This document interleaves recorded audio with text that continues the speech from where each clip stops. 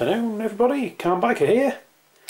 I've just got back from a ride and you're now looking at the top of my desk, which is not the most exciting thing ever, but I'll show you why I'm in the house. And it's because I've been out for a ride with this on my helmet, the Drift Ghost S, and you might be able to see there's a few spots of water on it.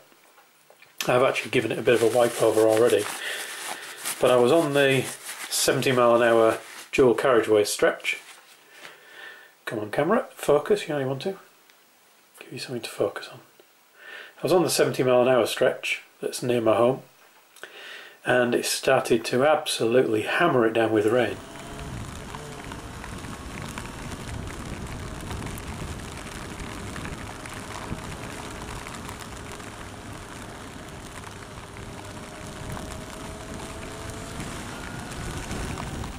Now I have got the flap on the back, or the hatch on the back, that is apparently not waterproof. It's this one. So this bit here is the flap for your USB, and this one's for your microphone. Now I have this one closed. I press it in like that normally, so you see it closes, and it is rubberized, so in theory that should be quite watertight. But it has a habit when you're riding along, because this is on the outside of the helmet, the wind comes past and actually opens that up. And this one I have open completely because that's the microphone port. So you see the two ports in there. There's even a bit of water around there still. So I wondered how watertight this actually is, because the instructions say that it isn't.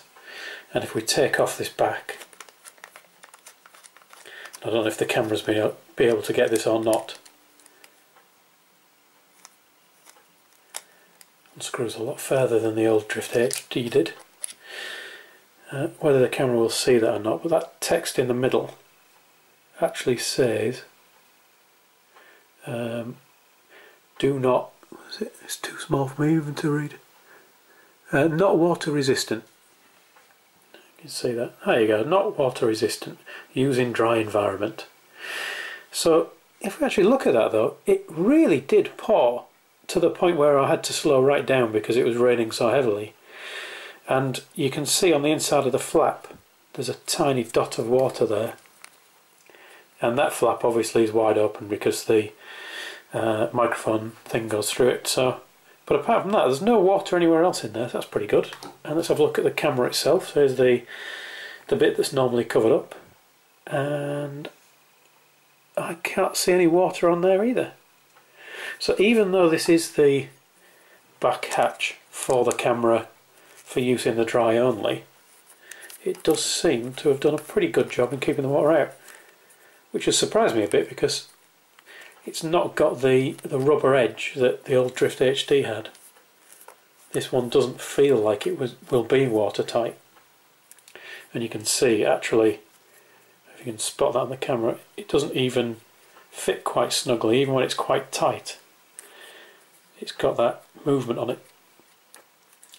Now I was planning, I don't know whether I'll bother or not now, let me know if you want to see it done, but I was planning to try and put a bit more water resistance in this by adding some rubber around here inside, cutting a piece out. I've actually ordered a piece of rubber,